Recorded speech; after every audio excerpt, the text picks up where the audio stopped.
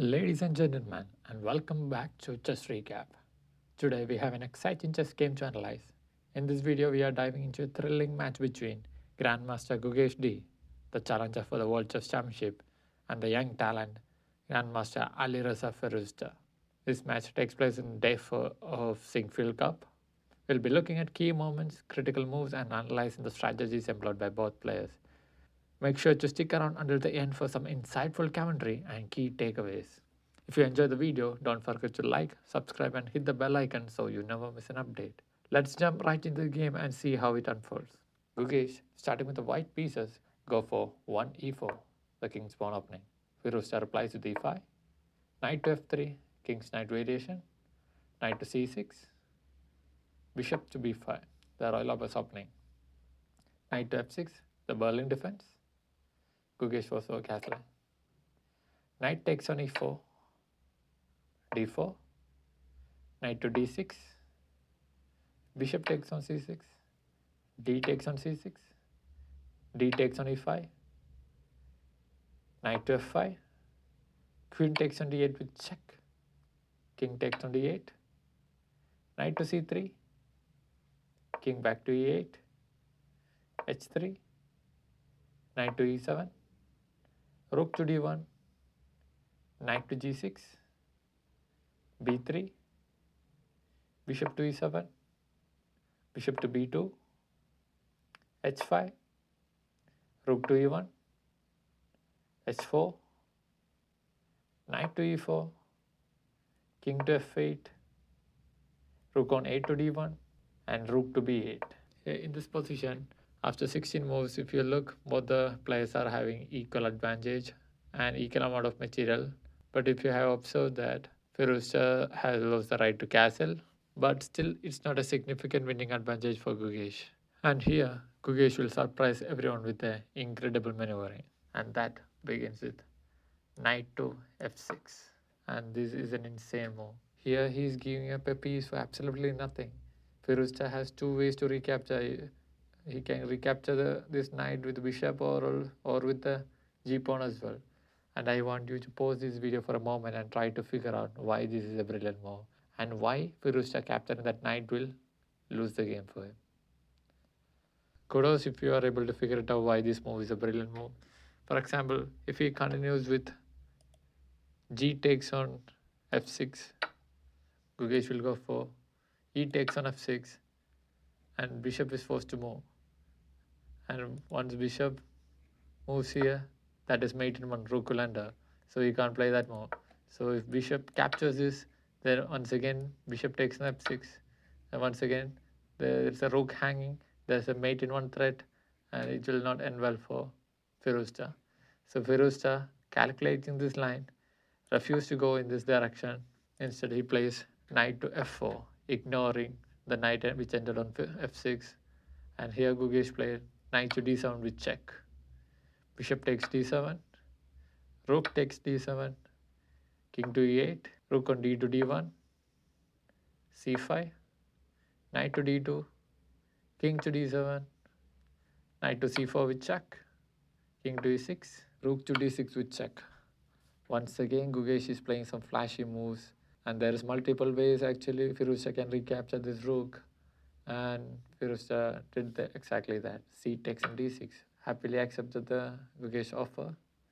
E takes on d6 with check, king to d5, rook to e5 with check, king to c6, rook takes on e7, f6, rook takes on g7, rook on h to g8 offering a trade, rook to c7 with check, king to d5, king to f1, b5, kicking away the knight, knight to e3 with check, king takes d6, rook to h7, rook on b to f8, rook takes h4, knight to d5, knight to take d5, king takes d5, c4 with check, b takes e4, rook takes e4, and f5. Gukesh continues with h4, rook to g4, and this is a major mistake here. Here, Gukesh can continue to push that h pawn and retain his advantage here. h5, f4, h6, rook to h4, g3, and now this was a mistake from Gukesh. The best move to play in this position was putting the bishop to g7 and holding on to that pawn, but this g3 push is a mistake from Gukesh. And unfortunately, Firouzja also missed the trick and plays rook to h2, and now advantage is back with Gukesh. And Gukesh this time farmed the move and plays bishop to g7, holding on to the pawn and threatening the rook, and rook moves to f7. Here, Gukesh go for g takes on f4, rook to f5, king to e2, a6, rook to a4, rook to h3, f3, rook to h1, king to e3, rook to e1 with check, king to f2, rook to h1, rook to e4, king to d6, king to e3, rook to e1 with check, king to d2, rook to h1, rook to a4, king to d5, and if you look at the yellow bar, Gukesh is having an advantage of plus 2.5, and here he will play a mistake. Rook takes on e6 and he will reduce his advantage. The best move in this position he could have played is putting the rook to e4 and keeping the tension, but instead he releases it. Now rook takes on f4, king to e3, rook to f7, rook to g6, rook to h3, bishop to f6, king to e6, bishop to h4 with check, king to f5, rook to g5 with check, king to f6, rook to g4 with check, king to e6, rook to g6 with check, king to f5, rook to g7, king to e6, rook takes on f7, king takes on f7, bishop to g5, rook to h2, h7, rook takes on h7, king to d3, rook to h3, bishop to e3, rook takes on f3, king to e4, rook to h3, bishop takes on c5. So we are in an end game with Firouzja having a rook and Gukesh having a bishop and 2 pawns.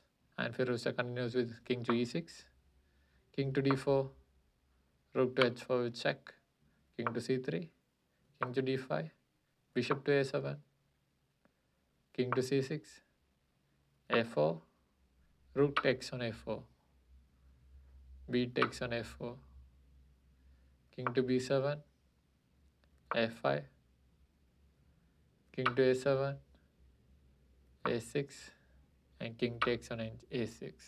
After 73 moves, we just have 2 kings on the board and the match has ended in a draw. So that was a fascinating game between Gukesh and Firouzja. We saw some incredible moves, especially one of my favorite moves played by Gukesh was giving up a knight for nothing just to open up the king of Firouzja and try to create an attack. But Firouzja shows how smart he is to deny that. Unfortunately, due to time scramble, Gukesh failed to keep his winning advantage and match did end in a draw.